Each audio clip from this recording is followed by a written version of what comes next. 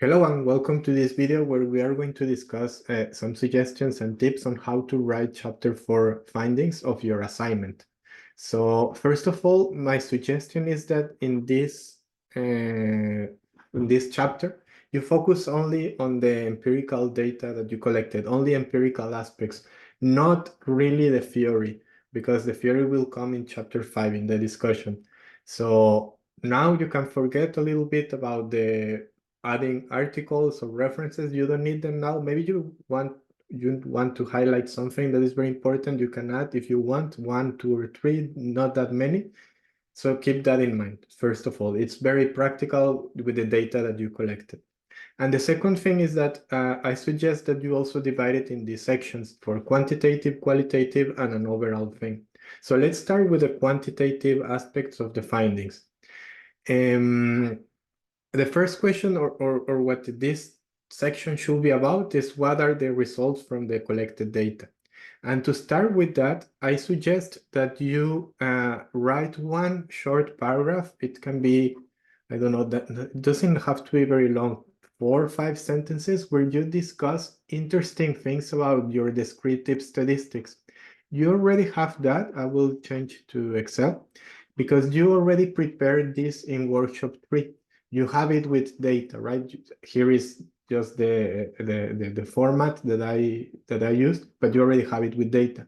So discuss 4 or 5 interesting things from all of these descriptive statistics. Like, it seems that there are a little bit more females. I think it's 75, 55%, 57%. So there is a little bit more females in our sample. The average is 22. Other things that you can discuss in here, like maybe I think we're even in the workshop videos I talk about it. Like for example, I think in our sample, it seems the average is quite happy. Like we are above the 5, we are around 6 point something. So it seems that our sample is quite happy. So discuss these kind of things. It's very descriptive. So that's why we don't use this to test the hypothesis. We only use this to show how our sample looks like. So discuss descriptive statistics, one short paragraph, and copy paste the table from Excel, put it there. Then the next thing, the same, but with the correlation matrix. So discuss again 3, 4, 5 interesting things from the correlation matrix. You also have it in Excel. So it's this one. Of course, again, you have it with your variables and all of that. So maybe you can discuss something. I remember that, for example, it was quite interesting that being Swedish or not and biospheric values had a high correlation. So maybe discuss that can be interesting. So identify 3 or 4 interesting correlations that you find and discuss them. They're like, we found this, it's interesting, but again, you cannot really build conclusions. You only highlight like, this is what we are seeing. It's very descriptive again. So remember these 2 first paragraphs with descriptive statistics and correlation metrics. And then it comes the important part, the regression model. What can you interpret from your regression model? And you don't have only one regression model, you actually have 3 models. Let me show you the Excel again. It's the same thing, discussing your findings. So you actually have model 1, model 2, and model 3 with some controls, with all controls, and with no controls. Again, in workshop 3 and also in the lecture of quantitative research, I give you a lot of details on how to interpret everything. But what is very important is that out of everything you have to report, you need to talk about first if the model. Remember, the model fit is very important. If it is significant, because if it's not significant, any of the models, that model cannot be interpreted. So that's the first thing you need to say. Model 1 has or not model fit significance. If not, then you stop and then you say, we cannot really do anything with this model. We go to the next. If you can actually discuss that model because it's significant, then discuss the R-square, discuss the multicollinearity issue, and discuss your variable, the variable that matters. Again, go to workshop 3 if you don't remember how to interpret the findings, and go to the lecture on quantitative findings. So there you will find some guidelines on how to interpret all of these numbers. So I guess this will be a longer paragraph because you have 3 models to discuss. And the most important thing from this, let me go back to the Excel, is that if you have 3 models, each model will support or reject the hypothesis, or if there is no model fit, you cannot really use it.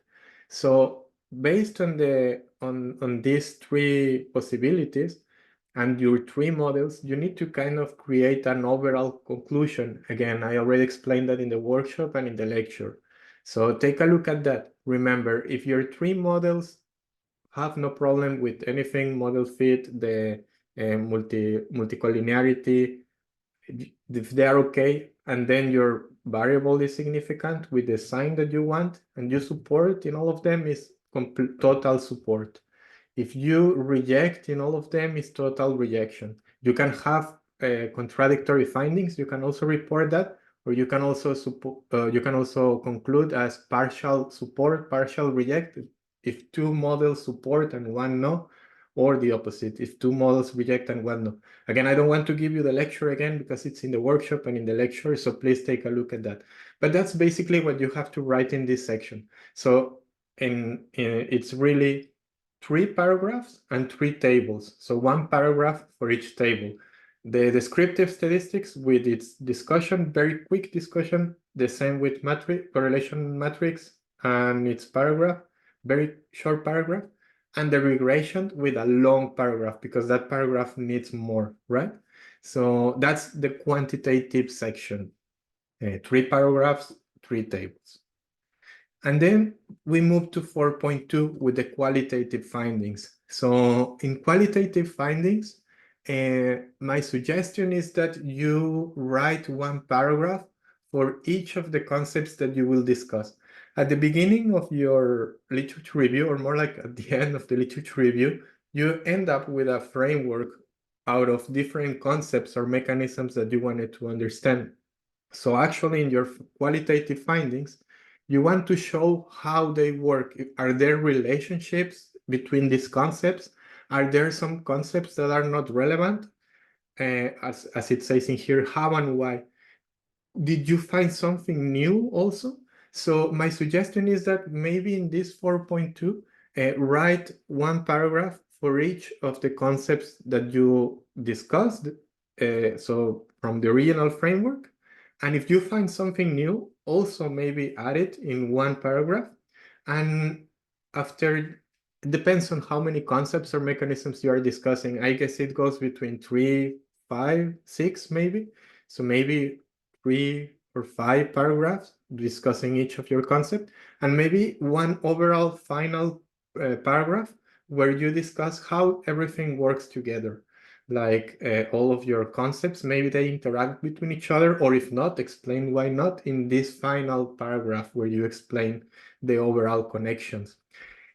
One thing you can also do in here is that in the literature review, some of you included a framework from the literature. So you say like the relationship between happiness and financial stress is affected by these concepts, concept A, B, and C. So we have 3. So what you can do after discussing your findings is, after everything I told you, this is how it looks like. And maybe your final framework is like an improved version of the first framework you did in the literature review. So this is maybe with 1 more concept. So now you have 4. And maybe you know which one affects which one. So instead of having a very simple framework, you have no maybe lines like this is connected to this, and then this to this. That is one possibility that you can do to kind of to discuss the qualitative findings. I think also you learn a lot with Victoria in the workshop, and probably you already have all of your all you need to write on findings. Remember, it's very important to provide evidence. In quant is easy because you have the table, so it's very easy. You just copy paste the tables. In qualitative, you need to do 2 things: include quotes from the interviews. So if you're going to discuss like social media is relevant in happiness and financial stress, include a quote. Say like one of the interviews mentioned this, and it has to be a good quote, like literally someone saying social media affected me because I didn't have money and people were showing that they were traveling or something, use that quote in your text. You put it in there. Plus, also include your data structure, the data structure that you created in the workshop with Victoria, include it as an appendix. So then it's clear for the examiner why these themes are relevant. So that is 4.2. And finally, one final paragraph, it's a good suggestion because you have quant and qual. So you one final paragraph discuss how the quant and qual findings kind of mixed up.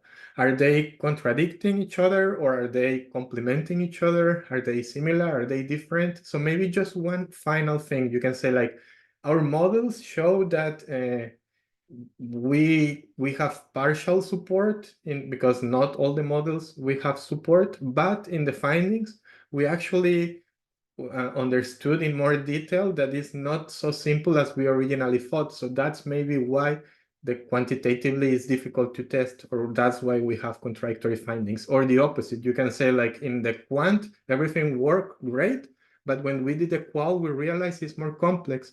So actually it's good that we tested and it went well, but the qualitative findings suggest more complexity. So again, just one paragraph, you don't need that much.